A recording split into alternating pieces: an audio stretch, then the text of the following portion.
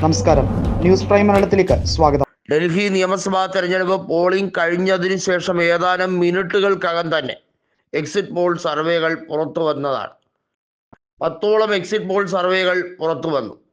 അതിനകത്ത് എടുത്തു പറയേണ്ടത്, എല്ലാ സർവേ ഫലങ്ങളിലും ആം ആദ്മി പാർട്ടിയെ ഇടിച്ചു താഴ്ക്കുന്ന രീതിയിലുള്ള ചില കളികൾ നടന്നു എന്നുള്ളത് വളരെ വ്യക്തമായിരുന്നു. എന്നാൽ അതിനകത്ത് മൈൻഡ് ബ്രിങ്ക്, അതുപോലെ തന്നെ DV റിസർച്ച് തുടങ്ങിയ ചില പോളുകൾ വളരെ വ്യക്തമായി തന്നെ BJPയുമായി ബന്ധപ്പെട്ട മുന്നേറ്റത്തെ വലിയ തോതിൽ അതിനകത്ത് ദുരൂഹതയുണ്ട് എന്ന് വ്യക്തമാക്കുന്ന തരത്തിൽ അവരുടെ റിപ്പോർട്ടുകൾ അവതരിപ്പിച്ചു. മോദി മീഡിയകൾ എപ്പോഴും BJPയും നരേന്ദ്രമോദിയും കുഴലൂതാറുണ്ട്. പക്ഷേ അത്തരത്തിലല്ല, ഒരു സമ്മിശ്ര പ്രതികരണം പല കോണിൽ നിന്നും വരുന്നുണ്ട്. നമ്മൾ മനസ്സിലാക്കേണ്ടത്, ആം ആദ്മി പാർട്ടി കഴിഞ്ഞ 2 നിയമസഭാ തെരഞ്ഞെടുപ്പുകളിലും സർവേ ഫലങ്ങളെയെല്ലാം കാറ്റിൽ പറത്തുന്ന രീതിയിലുള്ള മികച്ച പ്രകടനം BJPക്കെതിരെ പുറത്തുവച്ചു എന്നുള്ളതാണ്.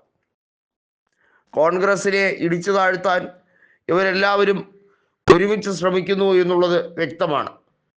2 മുതൽ 3 സീറ്റ് വരെയാണ് പരമാവധി കിട്ടുക എന്നുള്ള രീതിയിലാണ് ഓരോ സർവേ ഫലങ്ങളും അവതരിപ്പിക്കുന്നത്.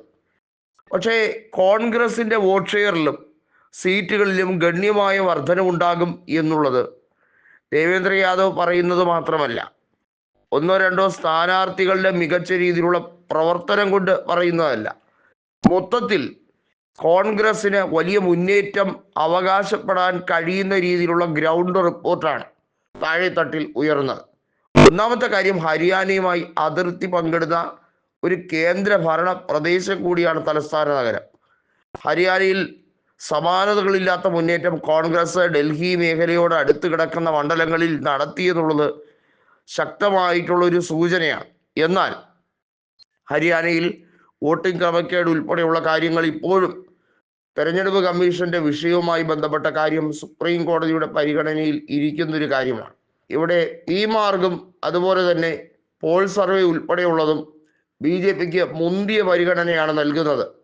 ഈ മാർഗ് 39 മുതൽ 49 സീറ്റുകൾ BJPക്ക് ലഭിക്കുമെന്നും പോൾ സർവേ 42 മുതൽ 50 സീറ്റ് ലഭിക്കും എന്നും പറയുകയാണ്. JVC പോൾ 39 മുതൽ 45 സീറ്റ് വരെ BJPക്ക് പ്രഡിക്റ്റ് ചെയ്യുന്നുണ്ട്. പീപ്പിൾസ് ഇൻസൈറ്റും 40 മുതൽ 44 സീറ്റ് വരെ BJPക്ക് പ്രഡിക്റ്റ് ചെയ്യുന്നുണ്ട്. അവിടെയാണ് ഒരു വേറിട്ട കാഴ്ചയായി മൈൻഡ് ബ്രിങ്ക് മാറുന്നത്. 21 മുതൽ 25 സീറ്റ് വരെ, അതും കൃത്യമായിട്ടുള്ള ഒരു അവലോകനമാണ് അവിടെ നടത്തുന്നത്. ആം ആദ്മിക്ക് 44 മുതൽ 49 വരെ സീറ്റുകൾ ലഭിച്ചേക്കാം. അവിടെയാണ് അതിൻ്റെ കളിയിരിക്കുന്നത്.